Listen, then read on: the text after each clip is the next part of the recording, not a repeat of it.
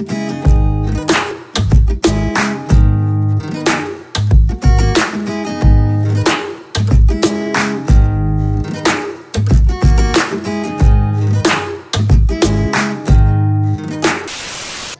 guys, selamat datang kembali di vlog gue. Barusan udah lihat ya, beberapa video challenge daripada aplikasi TikTok yang sempat viral sepanjang 2020. Ini banyak orang mengatakan ya Beb, kalau aplikasi TikTok ini tidak bisa lepas dari stigma yang namanya aplikasi alay. Karena awalnya kan memang penggunanya ini banyaknya dari remaja-remaja tanggung ya, yang mengikuti challenge joget-joget kayak gitu ya. Jadi orang-orang ini beranggapan kalau aduh apaan sih itu joget-joget, aplikasi alay. Tapi nggak semuanya ya. Makin kesini ini ternyata banyak juga yang bukan remaja-remaja tanggung yang menjadi pengikut atau pengguna daripada TikTok. Terlepas daripada stigma yang namanya aplikasi alay, nggak bisa disangkal kalau TikTok sendiri telah menjelma menjadi salah satu aplikasi media sosial yang sangat pesat sekali pertumbuhannya di Indonesia, bahkan di dunia Beb. Di Indonesia saja sampai dengan bulan Juli 2020 kemarin, pengguna TikTok sudah mencapai 30,7 juta orang dan diberitakan sudah diunduh atau didownload sebanyak 1 miliar kali.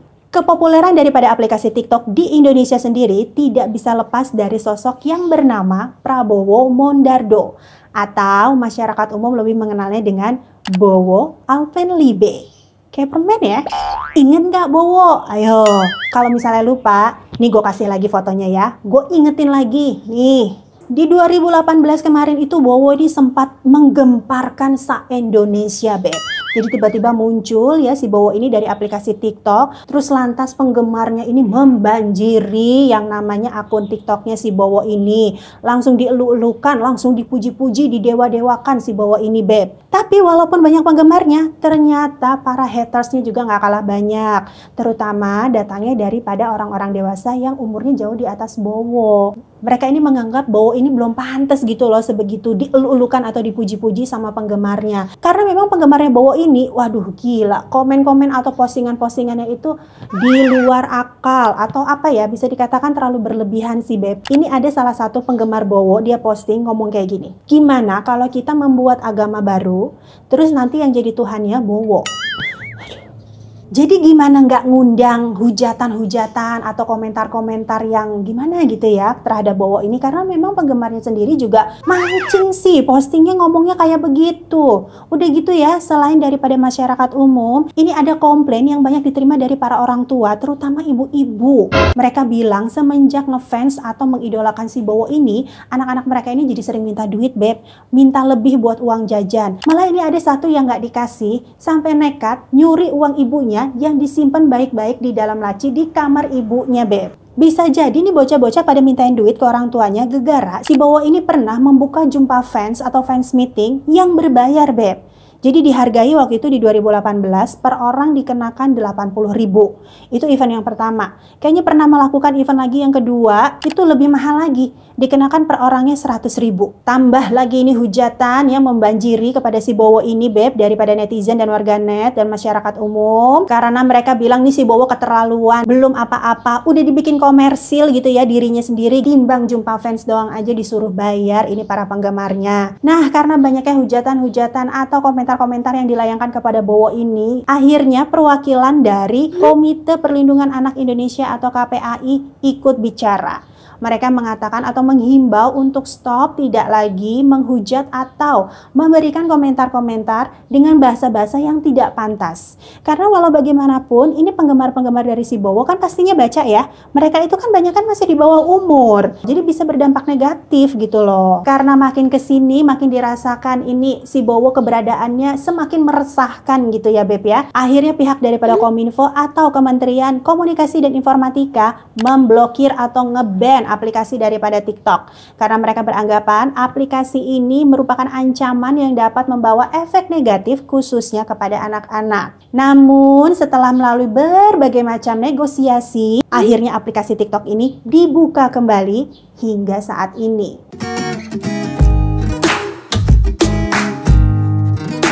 Di bulan Juli 2020, aplikasi TikTok ini mengklaim telah mendapatkan akun pengguna sebanyak 689 juta dari 150 negara, Beb. Di mana Indonesia ternyata menduduki peringkat keempat terbesar di dunia dengan jumlah akun penggunanya 30,7 juta orang. Disusul oleh Brazil di peringkat ketiga dengan jumlah akun penggunanya kurang lebih 34,7 juta orang. Dan setelahnya ada Amerika Serikat dengan jumlah akun penggunanya kurang lebih 45,6 juta orang. Sementara di Singapura sendiri, Beb, ini periode dari bulan Januari sampai dengan Juli 2020, ini ada diunduh aplikasi TikTok sebanyak 1 jutaan. Di Amerika Serikat sendiri, TikTok ini bukan hanya digemari atau populer di kalangan remajanya, tapi juga di berbagai kalangan usia, kemudian juga di berbagai kalangan profesi. Ada seperti komedian, kemudian para atlet, bahkan perusahaan-perusahaan yang memiliki produk-produk besar di dunia ini turut memasang iklan di aplikasi TikTok, Beb. Antara lain ada Google, Coca-Cola, kemudian Nike. Dan bahkan Khloe Kardashian, adik daripada Kim Kardashian, kalian semua pasti udah tahu ya, dia ini dibayar untuk bisa mengunduh atau memposting video bersponsor di aplikasi TikTok. Dikabarkan ya, Beb ya, kalau meme-meme yang populer yang banyak beredar di internet tersebut awalnya disinyalir diambil dari beberapa video singkat yang ada di aplikasi TikTok. Namun, keberadaan daripada aplikasi TikTok di Amerika Serikat ini tengah menjadi sorotan, Beb.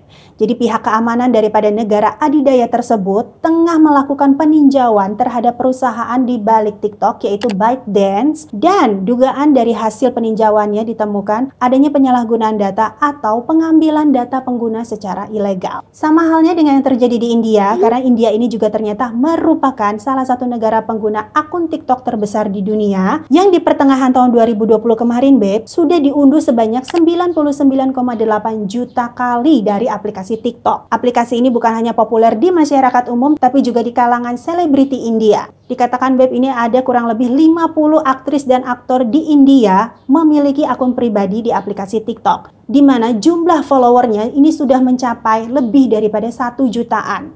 Nah, ini juga sama nih, Beb, aplikasi TikTok di India nasibnya kayak di Amerika tadi, terancam nih masa depannya. Pemerintah India belum lama ini telah memblokir kurang lebih 65 aplikasi yang berasal daripada Tiongkok. Salah satunya TikTok. Alasannya juga sama, Beb. Jadi pemerintah India ini mencurigai adanya penyalahgunaan atau pengambilan data pengguna melalui aplikasi TikTok ini. Selain alasan tersebut, ada juga alasan lainnya, yaitu adanya konflik yang terjadi di perbatasan kedua negara tersebut. Nah, akibat adanya larangan dari pemerintah India, aplikasi TikTok ini katanya digadang-gadang mengalami kerugian mencapai jumlah yang nggak kira-kira, Beb. Sekitar 8 juta US dollar atau kalau dirupiahkan ini sekitar 87 triliun rupiah.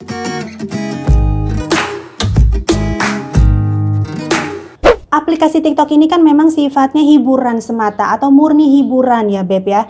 Jadi di dalam aplikasi ini semacam mengkombinasikan berbagai elemen yang ada di beberapa aplikasi media sosial lainnya. Contoh, TikTok ini kan menyediakan banyak list daripada lagu-lagu seperti di Spotify yang kemudian bisa dikombinasikan dengan pembuatan konten atau video singkat berdurasi 15-60 detik. Udah gitu kan ya, kenapa penggemarnya nih makin tambah. Karena memang TikTok ini menyediakan fitur-fitur yang banyak digemari oleh masyarakat umum atau masyarakat banyak. Antara lain banyaknya filter atau efek-efek yang bisa digunakan pada saat pembuatan video singkat, serta juga banyaknya challenge-challenge yang banyak diminati atau digemari oleh anak-anak muda dan masyarakat umum nih, Beb. Pengguna sendiri kalau misalnya tidak tertarik untuk ikut serta dalam challenge-challenge yang diberikan, bisa juga kok untuk sekedar nonton, karena di dalam TikTok juga banyak sekali ditemukan video-video yang sifatnya menghibur. Jadi yang nyeleneh-nyeleneh, yang lucu-lucu, yang konyol-konyol, yang akhirnya mancing kita kayak pengen ngata-ngatain gitu ya. Cuman justru yang konyol-konyol gini pada akhirnya itu sukses dan jadi viral. Bisa dikatakan TikTok ini jadi kayak variety show yang tiada akhir, ya kan? Setuju nggak? Salah satunya adalah Jimmy Fallon, pembawa acara talk show yang sangat populer di Amerika Serikat, yaitu The Tonight Show. Jimmy Fallon pernah mengunggah challenge yang bernama Tumbleweed Challenge. Ia menantang para pengguna TikTok untuk berguling-guling di lantai seperti tanaman tumbleweed ketika sebuah lagu diputar. Anehnya nih Beb, challenge ini mendapat reaksi luar biasa dari pengguna akun TikTok. Jimmy Fallon sendiri mengklaim ada sekitar 8.000 video yang dibuat untuk menjawab tantangan atau challenge-nya tersebut. Video-video tersebut ditonton lebih dari 9 juta kali hanya dalam beberapa hari. Crazy. Perlu dicatat ya Beb ya, kalau perjalanan dari aplikasi TikTok ini tidak semulus atau seglowing muka-muka para aktris Korea. Di luar daripada kesuksesannya yang luar biasa, ternyata sempat ada beberapa kontroversi yang menghampiri TikTok. Antara lain yang tadi di Amerika dan di India disebutkan ya Beb ya, adanya dugaan penyalahgunaan dari akun pengguna TikTok. Kemudian di India selain alasan yang tadi, sempat juga dituding kalau TikTok ini mengandung konten-konten yang berbau seksual. Serta TikTok sendiri juga pernah dituding kalau aplikasi ini hanya sebagai sarana pengambilan data untuk kepentingan negara Cina. Sejumlah kreativitas yang dituangkan dalam video TikTok berhasil menjadi viral di media sosial pada 2020 lalu. Platform ini pun digemari mulai dari masyarakat biasa hingga kalangan selebriti tanah air. Sebagai sebuah penghargaan atas munculnya kreativitas, maka digelarlah sebuah ajang pemberian penghargaan TikTok Awards Indonesia 2020 yang telah digelar tanggal 30 Januari 2021 lalu. Sebelumnya, memang belum pernah ada sebuah platform digital bersama media televisi membuat ajang penghargaan seperti TikTok Award. Sebanyak 14 kategori hadir di TikTok Awards Indonesia yang terdiri dari 6 kategori public vote, di mana pemenang berdasarkan vote terbanyak masyarakat, dan 8 kategori merupakan judges pick, di mana pemenang dalam kategori ini berdasarkan penilaian dari juri. Di tengah meriahnya acara daripada TikTok Awards Indonesia 2020 kemarin Beb, ini ternyata ada satu insiden atau kejadian yang tidak mengenakan buat salah satu hostnya, yaitu Nia Ramadhani. Jadi awalnya Raffi Ahmad ini dipasangkan sebagai host dengan Cinta Laura, tapi karena satu dan lain halnya ternyata Cinta Laura ini membatalkan atau mengundurkan diri sebagai host di acara tersebut. Akhirnya digantiin sama Nia Ramadhani. Nia Ramadhani ini mendapatkan banyak sekali hujatan atas penampilannya sebagai host di acara award tersebut, Be. Jadi alasannya yang pertama, Nia Ramadhani ini katanya kurang bisa mengimbangi Raffi saat memandu acara. Terlalu banyak diem, banyakan Raffinya yang ngomong katanya gitu. Nah giliran ngomong, ini Nia Ramadhani ngomongnya kurang jelas katanya, Be. Terus yang kedua, katanya nih Nia Ramadhani harusnya sih nggak usah segitunya ngeluh soal keadaan matanya yang minus. Yang mereka mau, begitu lo ada di atas panggung, ya lo bawain acara sebagus mungkin. Karena matanya minus itu, Beb, jadi Nia Ramadhani ini tidak bisa melihat jelas atau kurang jelas ngelihat para tamu yang ada di bibir panggung. Terus juga kurang jelas melihat tulisan yang ada di prompter. Jadi dia nggak tahu tuh mesti baca apa. Belum lagi dia nih mepet-mepet Raffi mulu gitu loh sepanjang acara. Padahal kan lagi pandemi ya, lagi ada aturan harusnya menjaga jarak. Cuma walau bagaimana, Nia Ramadhani ini setelah selesai acara, dia sih mengatakan cukup berterima kasih ya kepada Raffi, karena biar bagaimana kan Raffi tuh backup banget gitu loh selama di panggung.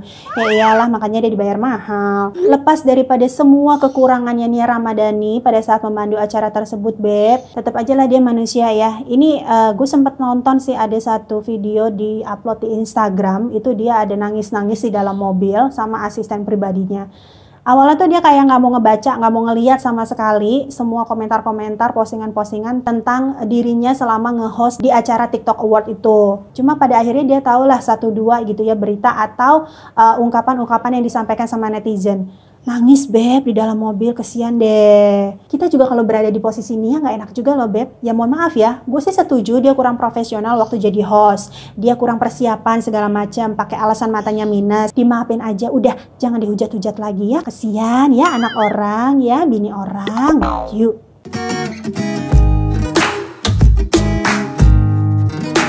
Majalah Forbes baru-baru ini telah merilis daftar daripada akun pengguna TikTok dengan pendapatan tertinggi di dunia. Daftar pendapatan ini diraih dari para influencer serta manajemen artis TikTok sepanjang 30 Juni 2019 hingga 30 Juni 2020.